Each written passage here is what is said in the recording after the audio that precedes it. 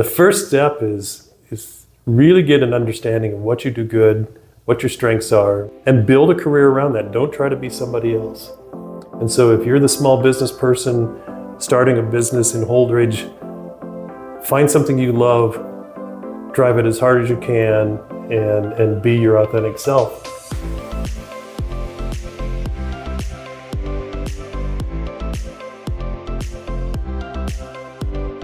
Welcome to Connect, a podcast by the Holdridge Area Chamber of Commerce. As you know, my name is Adam Hernandez, the Communications and Events Coordinator here. But today I'm joined by Bryan Sloan. You're the President of the Nebraska Chamber.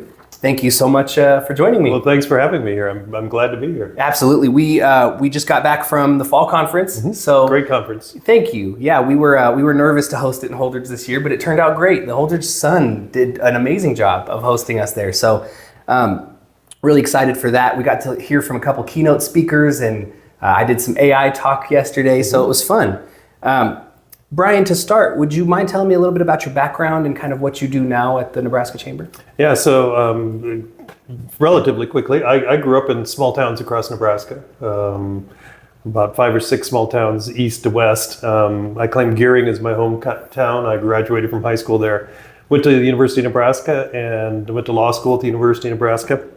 And I've spent my entire career as a lawyer and accountant, working both within government and in private practice and managing law firms and accounting firms, but generally being in the area of where politics and business connect. Yeah, that's always been something that I really enjoyed, and so the state chamber job was a perfect place for that. It's where business meets politics. Yeah, no, absolutely. I really enjoyed You did it at the Mid-America Chamber Executive Conference this year, and you spoke a little bit about it today, but I love your perspective on young professionals and how the workforce is going to change in the next few years. Do you mind speaking on that a little bit? No, I mean, it's very different, and I think generationally, my generation was very different than my parents' generation. You know, and my parents' generation was and will forever be called the greatest generation. They truly were. But we worked and lived and raised our families differently than our parents, and this next generation will as well. But what I see in the next generation is people who are incredibly well qualified, talented, worldly, in a way that my generation didn't have the ability to do. I don't think I'd ever traveled east of the Mississippi by the time I graduated from college. I am so enthusiastic about young leadership in communities around the state right now. We have a trend of a lot of young people either moving home or moving to our small communities because they grew up in a small community and they want that lifestyle again. So I imagine working at the state chamber, at the Nebraska Chamber, there are some challenges that you've faced in your role. Are there any that that are memorable or that stick out, and how did you navigate those to strengthen the Nebraska Chamber? So I think that the biggest challenge, so when I was hired at the state chamber 6 years ago, the board basically asked, the state chamber has been around for over 100 years. It's been very successful. It represents not only business, but it's also the manufacturing association for the state. But they said, we just feel like with Nebraska's opportunities, we want to go on offense a little harder. Mm-hmm. And so my job was to go on offense a little harder. And so one of the challenges was as I had conversations with our board, which is over 60 people from around the state. Wow. It's a very large board, was if we're going to do this, we're going to get into areas that are controversial. And I'm very comfortable in that because when business meets politics, there's always controversial issues. The disagreement isn't a problem. It's when we don't have a process to come to a conclusion and get action. And so if we're going to do this, we're going to talk about difficult things, but we're going to take action. And I am super proud of what the state chamber does in terms of bringing people together to solve difficult problems and be the voice of business in those discussions. That's right. It's incredible. It really is.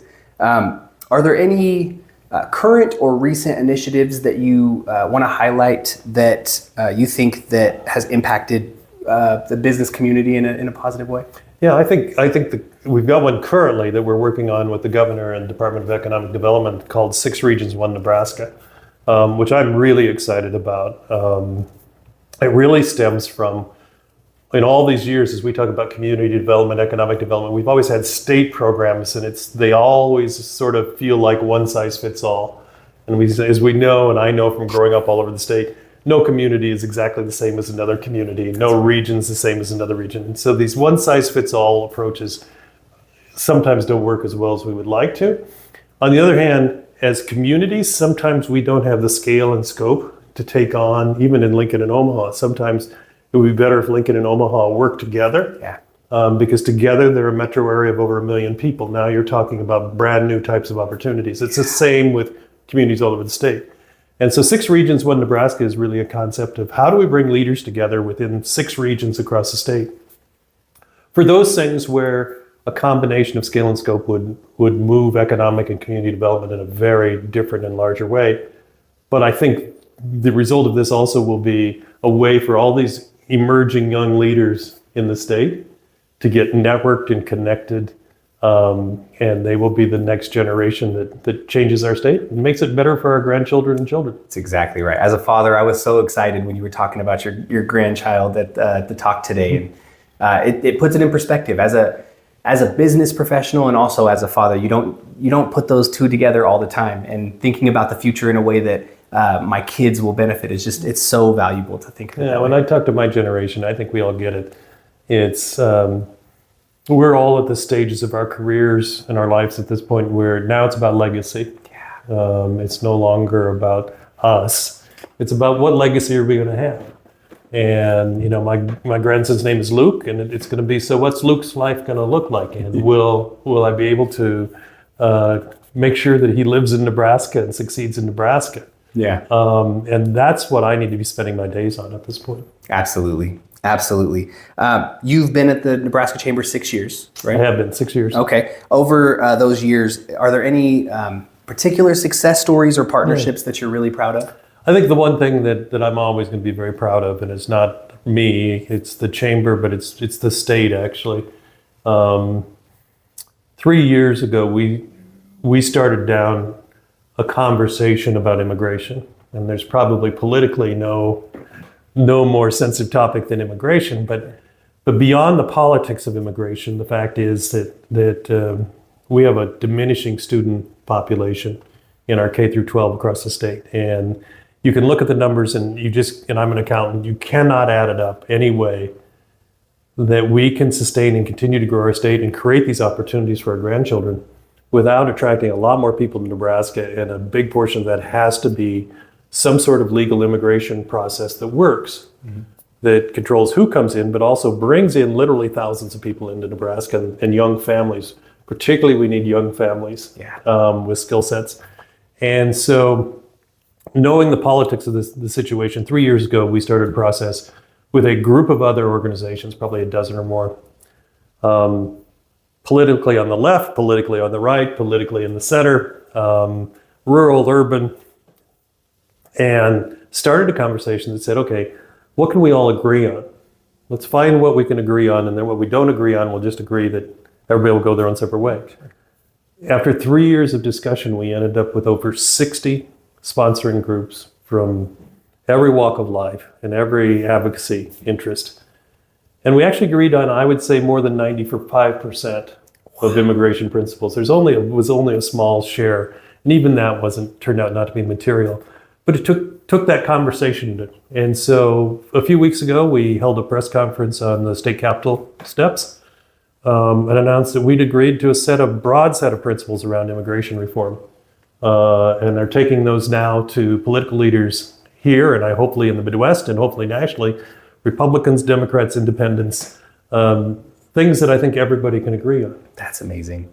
I talk a lot about, I watch a ton of podcasts, and I probably get a lot of my wisdom from these podcasts. And there's one in particular, his name's Gary Vee, and he talks about politically, but also just in regular life, there's a lot of red, there's a lot of blue, there's just not a ton of purple. And I think we need a little bit more purple. And I think that's a testament to that. Yeah, and so I love politics, and so there is a role for red and blue, and in the election process, what partisan red and blue really help us do is define candidates on, and and the principles.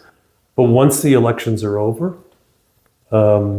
personal opinion, but then it's time. Now this is the action phase. Yeah. This is the action phase where we all come together and find out what we can do and what is the 80% we can agree on and move through and still be true to our principles, but ultimately get things done. Yeah. And then the next election cycle, yes. So I ran for governor 10 years ago, and people asked me about that. We're everybody mad at each other, and the answer was no. There were 6 of us on the Republican primary, and we would debate, but in the end, we became all good friends. Yeah. I respect everybody of any political party anybody in a city or a county who steps up and runs for office, whether they win or lose. I admire those people who take that risk and want to change their community and their state. We talk in the Holdridge Chamber, but on a Nebraska state level, we talk a ton about the revitalization of our downtown areas, and what that does, how that dominoes into economic growth. Do you want to talk a little bit about that? Yeah, so I think I've spent this last 6 years in the early years going around to communities, including Holdridge, meeting with people and saying, look, the future of Nebraska, and indeed the future of our communities and the ability to sustain them, is can we attract 18 to 34-year-olds? And if we're honest with ourselves and we drive down through our communities, can we really say that the look and feel of our communities is going to be attractive to 18 to 34-year-olds? Or are they attractive to people my age? And not that communities shouldn't be attractive to my age, but to sustain our communities, they also have to be attractive to 18 to 34-year-olds. And I think in most communities that answer was no. What we've seen, particularly in the last 2 or 3 years, and you can see it in Holdridge, you can feel what's going on in Holdridge is exciting. And I see it in 30 or 40 communities at least across the state right now,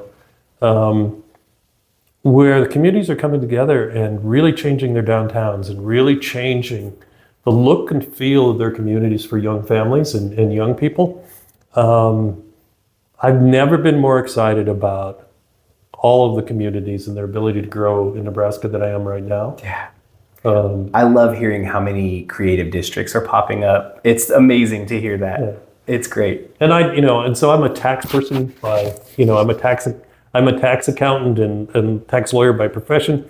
So in my world, it would be great if the answer was always taxes. And we fight about taxes in this state all the time. Taxes are important, but what's really important is, are we taking care of our downtowns? Are we providing opportunities for young business people? Are we providing the opportunities for young families to really grow the economies in our state? And so when people ask me, how are we going to fix our tax problems? The first question I ask, well, you tell me how many 18 to 34-year-olds and young families we're going to attract to our communities, and I can tell you whether we're going to have the tax base 20 years from now to truly reduce our taxes and solve our tax problems. But without the economy and the people, it'll be very hard. That's right. That's right. And speaking on that, over your 6 years at the Nebraska Chamber, how have you seen the business landscape kind of change? I know we talked a little bit about the downtown areas, but as far as just the business landscape, how have you seen that change over the years? Yeah, so obviously technology is changing the business landscape mostly in a very positive way. I'd say it's very expensive for businesses, and I think most businesses, wonder about all the technology costs they have. But it is permitted and really opened the doors for Nebraska businesses to go global and compete around the world. Yeah. And you can run a global business, and there are many instances of all over the state. From any community in Nebraska, you can run a global business, and it's really fun to watch what's developing. So that's been a change. I would say the only issue I see with the technology beyond the cost is it's made running a business a 24/7 job. Yeah. And even whether we're the boss or the owner or just the employee, we're all kind of running and accountable 24/7. And so we always feel like we don't have enough time.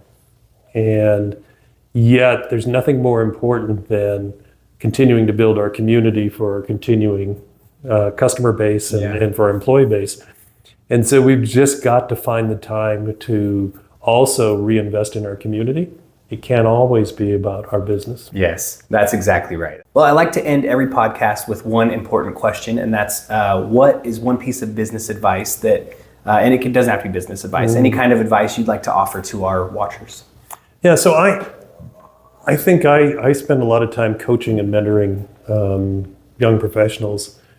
And what I always tell them is, and I learned this from Don Clifton, who started Gallup. I was an intern with Dr. Clifton years ago. And I remember the first day of my internship, it was nice. I had an office, but nobody came in and told me what to do. Mm-hmm. And so I finally went down to Dr. Clifton's office and I said, I'm very grateful for this job, but what do you want me to do? And as you might guess, with somebody who invented Gallup Strengths, he said, well, what I want you to do is a lot of what you do good. That's amazing. You've got to figure it out. And so what I tell young professionals is the first step is really get an understanding of what you do good, what your strengths are, whether it's Gallup or any other strengths organization, and build a career around that. Don't try to be somebody else. And so if you're the small business person starting a business in Holdridge, find something you love, drive it as hard as you can, and be your authentic self. And you're going to be shocked how that attracts customers and relationships and builds your community. And so if somebody else is successful in some other way, you don't have to imitate that. That's great advice. That is great advice. Mr. Sloan, thank you so much for meeting with me today. I appreciate it. Our community is going to appreciate it. And I also want to say once more, it's so refreshing to hear your perspective on business and young professionals, and I just really appreciate you. So thank you so much. No, thank you. And there is so much to be proud of about this community and what the Chamber's doing in this community as well. So congratulations to you. Thank you so much.